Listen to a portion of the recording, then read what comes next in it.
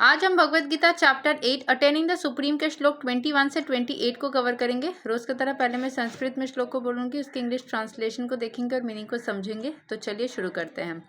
श्लोक 21।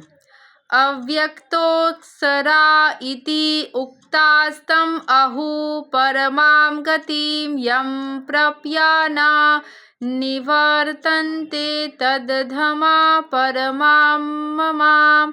That which the Vedantists describe as unmanifest and infallible, that which is known as the supreme destination, that place from which having attained it one never returns, that is my supreme abode। तो जहाँ पे return करने के बाद जो वेदांतिस्ट describe करते हैं एक ऐसा जगह जो कि अनमैनिफेस्ट, जो ना देखा जा सकता, एंड इनफैलिएबल, जिसको मतलब आप एक्सप्लेन नहीं कर सकते, ना ही आप उसको रीच कर सकते हैं इतना आसानी से। That which is known as a supreme destination, वही है final destination. That place from which having attend, उसको वहाँ पे जाने के बाद कोई रिटर्न नहीं कर सकता, वो है भगवान का घर। भगवान के घर में अगर एक बार आप चले गए तो बस वहीं पे आप रहोगे, वहाँ से रिटर्न नहीं कर सकते। श्लोक 22। पुरुषा सा परा पर्था भक्त्या लभयस्तव अनन्यया यस्यन्ता स्थानी भूतानि येना सर्वम् idam tatam।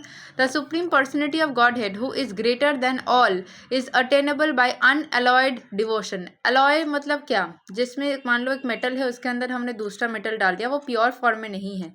लेकिन अनअलॉयड मतलब वो जिसमें हमने कुछ डाला नहीं है, एकदम प्योर है। सो प्योर डिवोशन करने से हम भगवान को अटेंड कर सकते हैं।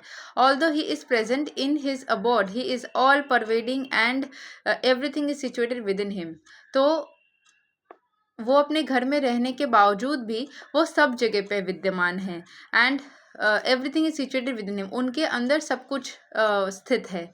तो भगवान अपने घर में रहते हैं पूरी तरीके से, बट फिर भी वो सभी जगह पे प्रेजेंट है एंड उनके अंदर सब कुछ रहता है। श्लोक 23।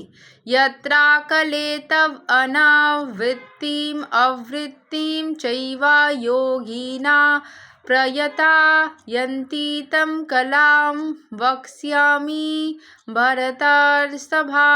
O best of the Bharatas, I shall now explain to you the different times at which passing away from this world the yogi does or does not come back। तो भगवान बोल रहे हैं, मैं अभी समझाऊंगा कि अलग अलग टाइम पे कैसे passing away from this world, इस दुनिया से निकलने के बाद में योगी या तो आता है वापस या नहीं आता है। श्लोक 24।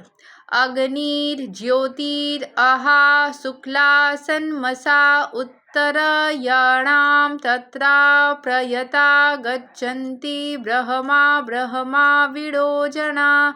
Those who know the supreme Brahman attain the supreme by passing away from the world during the influence of the fiery god in the light at an auspicious moment of the day, during the fortnight of the waxing moon, or during the 6 months when the sun travels in the north।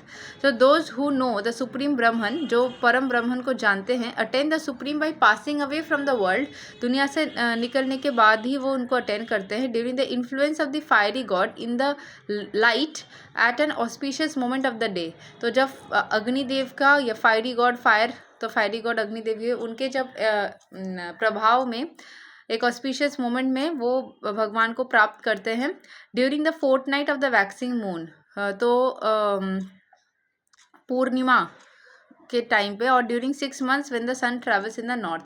तो ये particular एक time बोला गया है जिस time पे भगवान को प्राप्त करने का समय है। इसको थोड़ा सा डिटेल में देखते हैं। When fire light day and the fourth night of the moon are mentioned, it is to be understood that overall of them there are various presiding deities who make arrangements for the passage of the soul. At the time of death the mind carries one on the path to a new life. If one leaves the body at the time designated above, either accidentally or by arrangement, it is possible for him to attain the impersonal Brahma Jyoti. Mystics who are advanced in yoga practice can arrange the time and place to leave the body. Others have no control.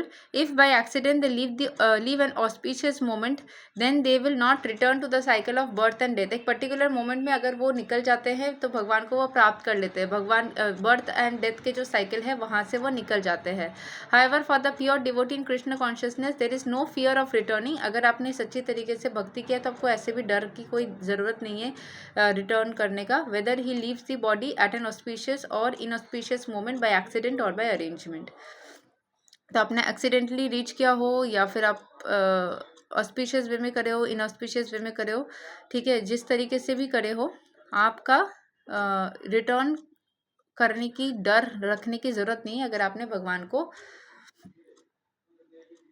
सही तरीके से भजा है तो। श्लोक 25 धूमो रात्रिस्तथा कृष्णा सन्मसा दक्षिणायणां तत्र चन्द्रमसां ज्योतिर्योगी प्रप्या निवर्तते। The mystic who passes away from the world during the smoke, the night, the fortnight of the waning moon, or the 6 months when the sun passes to the south, reaches the moon planet, but again comes back. तो यहाँ पे एक particular time बोला गया है जिसमें आप चंद्रमा को प्राप्त करते हो और वापस से दुनिया में आ जाते हो जब सन साउथ की तरफ जा रहा होता है, ठीक है, and fortnight of the waning moon, ठीक है, अमावस्या।